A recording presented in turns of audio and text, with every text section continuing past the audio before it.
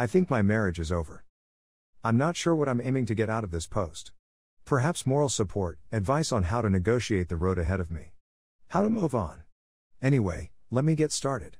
Please be advised that this is a lengthy post. For reference, I'm 33 years old and my wife is 27 years old. We've been married for 2 years and have been together for 7. Almost all of my wife's 20s had been spent with me. We do not have any children. We've never had any serious squabbles or disagreements. I always made it a point to resolve any difficulties that occurred. Never go to bed angry, my parents told me. And it's something I've always tried to live by. My low testosterone and dysfunction have been the only big issues. My libido pales in comparison to hers. I made an attempt to explain it to her. I want to have, but it's occasionally like being asked if I wanted to go watch golf. There is no interest. It's something I didn't try as hard to fix as I could have. My doctor ordered testosterone injections, but since I'm terrified of needles, I didn't take them. My wife is the same way and she refused to inject me. As a result, I counted on the small blue pill to deliver. And she didn't want to know when I took it so it might seem natural. This placed a significant strain on our romantic relationship. Aside from that, we've always been content. I acquired COVID in early August and was isolated for 7 weeks, long tail, by myself. She went to see her folks. This was an almost 2-month ordeal for me.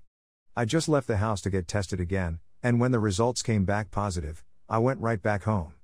The cabin fever was palpable. Every day after work, my wife came over. She'd drop groceries on the porch, then sit in her vehicle in the driveway, and we'd simply speak for a bit. I was most looking forward to those 30 minutes. It was the only time I had with a human being. We had an argument over the energy bill one day. She told me I was using too much and that I needed to be cautious since I wasn't working and wasn't being paid, and money was right. This enraged me unreasonably. I was aware of what she was spending her money on. Clothes, shopping, eating out with friends and family. None of this worried me in the least. I understood she needed to do things while she was away from home, and we had more than enough money to go out to eat on occasion. I had never disclosed any of this spending to her, so her picking at the utility bill upset me greatly. I was there 24 hours a day, 7 days a week for a month, therefore the cost would be more. As a result, I made the wisecrack, I suppose I'll simply turn everything off then. I realize it's childish. I immediately regretted saying it. I knew she was mainly concerned about the expenses. I apologized for my terrible handling of the situation and expressed my frustration at being caged up. She didn't say anything to me for 3 weeks. Didn't bring food, didn't contact to see how I was, didn't respond to my SMS. Nothing. When I eventually tested negative, I contacted her to tell her that we needed to speak, that I was negative, and that she could come home. She said she was going to see a female friend out of state and that we'd discuss when she came back. We chatted about a week later. She informed me that she would not be returning home. She said that she no longer loved me and that the relationship was finished. Boom. Just like that, out of nowhere. She said I didn't speak her love language, that she required physical contact, and that she had just fallen out of love with me. I had no understanding what love languages were, and I mistook her need for physical contact for a reference to my erection difficulties. For example, I had never heard of the book on love languages. So I looked it up on the internet, found it on Audible, and listened to it at work. Twice. As a side note, I cannot recommend this book highly enough. If you're in a relationship, considering beginning one, or even if you're single. This assisted me in understanding what my wife needed to feel appreciated. I love you isn't always sufficient. If nothing else comes from this marriage, this information will be useful in my future relationship. Armed with this new information, including the fact that I had a love language and she hadn't been expressing it, I invited her to lunch so we could discuss. I informed her that I had read the book and that I now understood her, and that we could completely repair this if we wanted to. When I inquired whether she understood my love language, she looked like a deer in the headlights. She had not expecting me to ask that question. I emphasized that neither of us has been taking care of one another's needs, and that if we both sincerely wanted to start, our marriage might be salvaged. Nope. She said that she no longer had romantic emotions for me. We'd make wonderful friends, but it's over. I was devastated. My wife conveyed to me during my confinement how she and a male common friend, someone I've worked with and known for 12 years, had begun walking together to reduce weight. I honestly didn't think anything of it. He's a married man with children. My wife and him went through job training together years ago and connected. They've been friends for a long time. I'm sure you can guess where this is headed. I was unconcerned at the moment. But, in retrospect, The red flag should have smacked me above the head. My wife came to the home a week or so after our previous conversation to collect a few items and asked if we might go for a drive. She was depressed and wanted to chat, so I obliged. Then she informed me she was upset because her friend's wife would no longer allow him hang out with her. Alarm bells began to sound.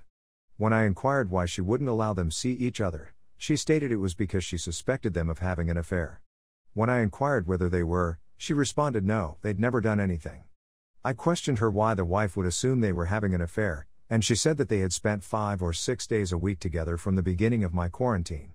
My wife even purchased their children gifts when visiting a friend out of state. The other lady tossed them away right immediately.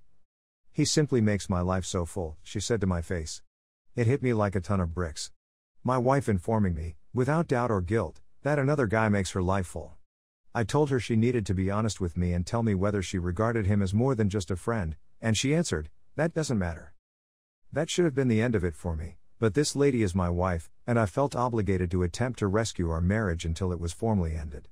For a time, we didn't discuss much about our relationship, but we did hang together more regularly. In the back of my mind, I knew she was spending more time with me since the other man's wife wouldn't allow them see one other any longer.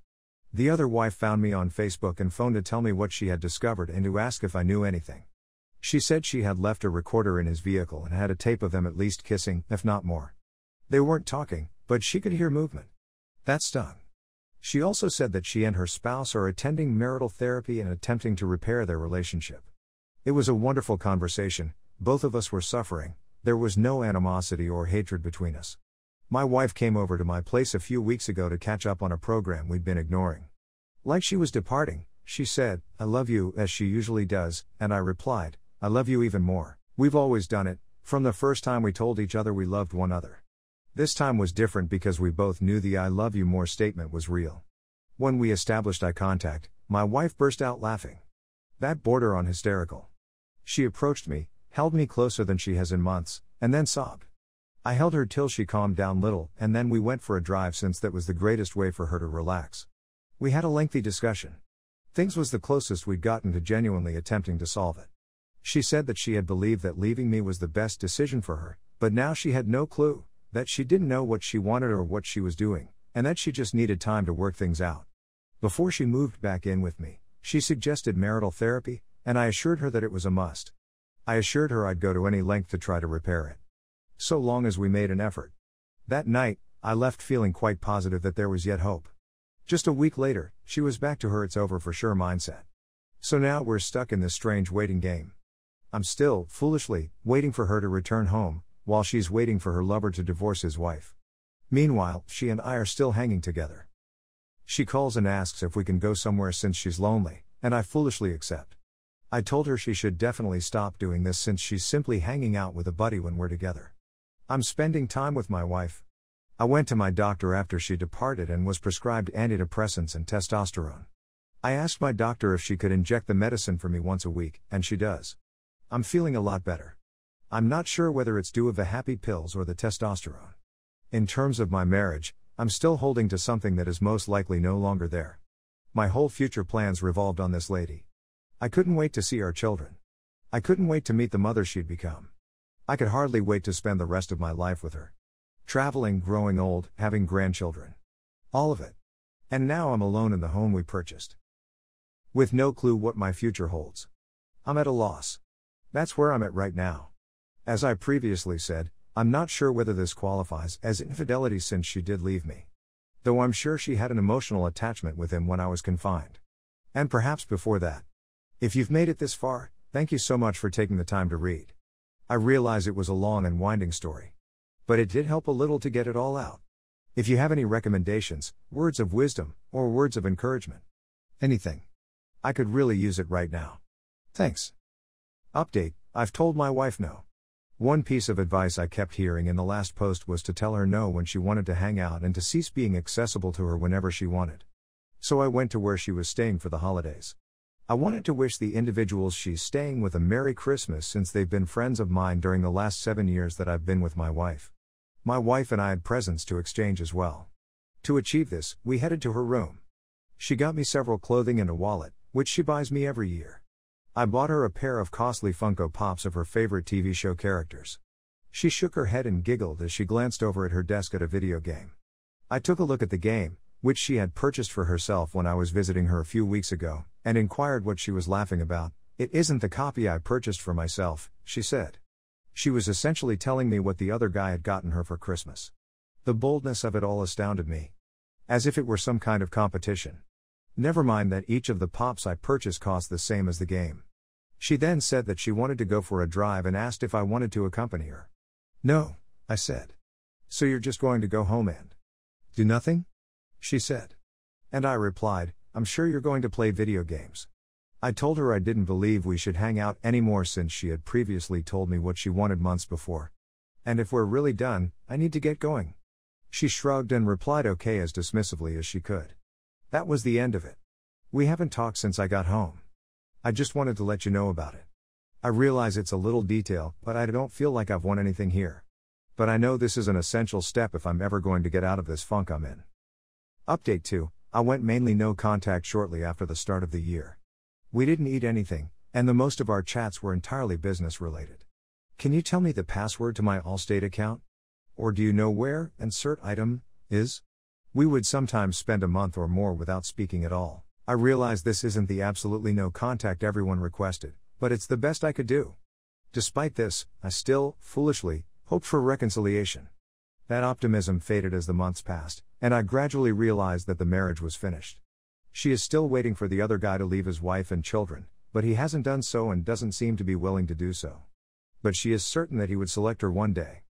Her and I went to the courthouse today to submit our divorce papers. She isn't fighting for the property or any money, so it should be a simple and straightforward procedure. Now all we have to do is wait for the court to pick a date for us to meet a judge. She said once again that she wants to remain friends and that none of this was easy for her.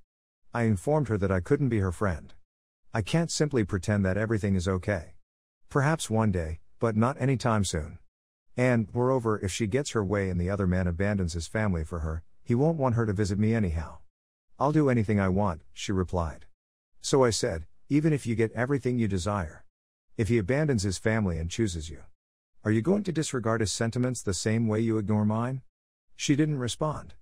Most of our friends and family are aware that we are no longer together, but many are unaware of her involvement with the other guy.